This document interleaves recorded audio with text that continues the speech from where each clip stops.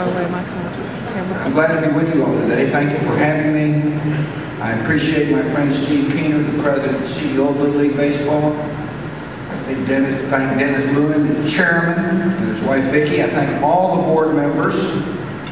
Particularly want to pay tribute to my friend Roy Rue, who is a Little League Foundation trustee. I want to thank the mayor of Lexington and the First Lady for joining me today and joining you today. He runs a really fine city.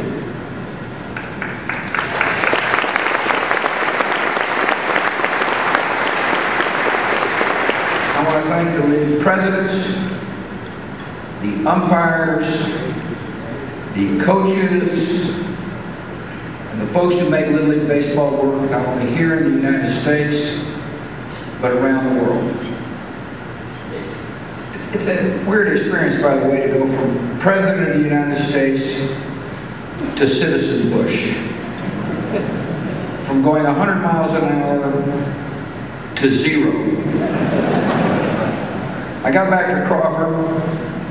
It's a town of about 630 people in central Texas.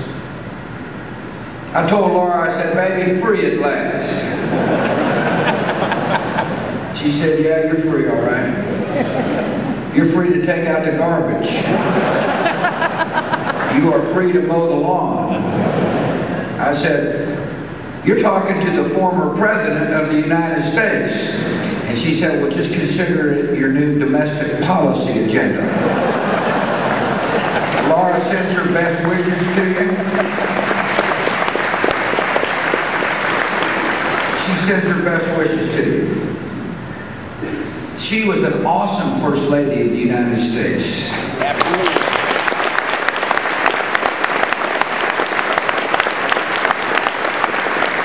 She really didn't want to be in politics. Unfortunately, she married me. I will tell you, during some of the most traumatic moments of the White House, Laura was calm and steady and loving, which is why I told you she was the greatest First Lady ever. One time I said that, and the place went wild, and then I realized my mother was sitting in the audience.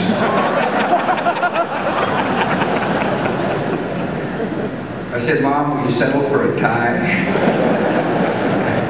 I really am glad to be out of the limelight. I'm thrilled to be with you all, but I got to tell you, I don't miss the limelight. And as a matter of fact, I don't intend to be in the limelight.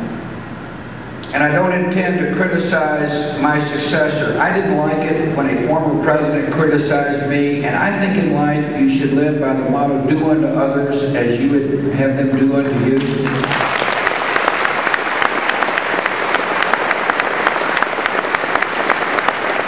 But I do love jumping in the limelight to support Little League Baseball.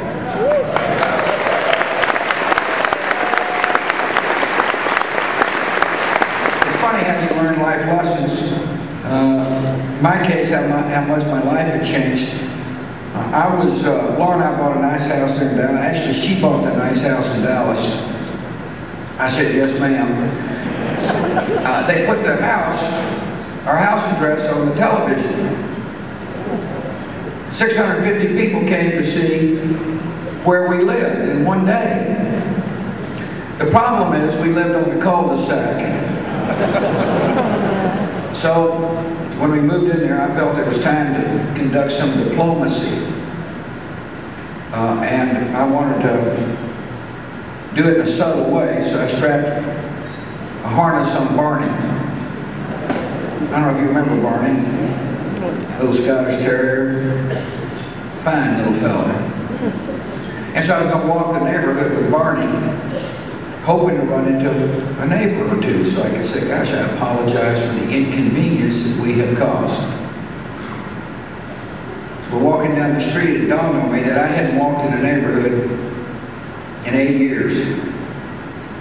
It's interesting how life works. It's really a series of contrasts. It was such a pleasant experience walking down the neighborhood. What was even more amazing is Barney had never walked in a neighborhood. You see, he only knew the White House. or Camp David, or Crawford. Barney spotted Dr. Young's yard. And there I was, 3 weeks out of office, with a plastic bag on my head.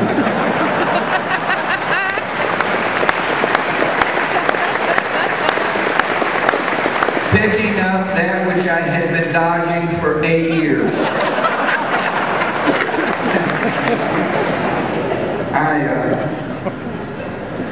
I got a pretty good sense of humor thanks to my mother and father, and I found advertising that they put in the Dallas Morning News quite amusing. This was from Elliott's Hardware. If anybody from Dallas, Texas is here, you've heard of Elliott's. It's a well-established hardware store, and they took a big size ad out in the Dallas Morning News and said, "Welcome home, George W. If you're looking for something to do, we're looking for a greeter." So, guess what I did? I went by Elliott's. Guy walks up. It creates quite a stir, by the way, when your former president walking into Elliott's. They still remember who I was. Guy said, "Say, has anybody told you you look like George W. Bush?" I said, "You know, it happens all the time." Guy said, "Sure must make you mad."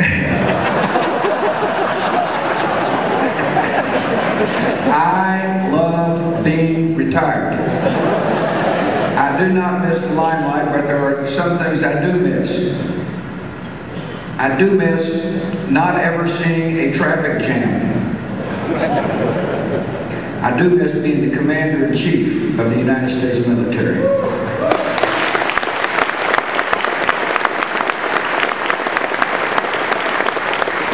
I can't tell you what an honor it was to stand in front of men and women who volunteered to serve our country in a time of danger.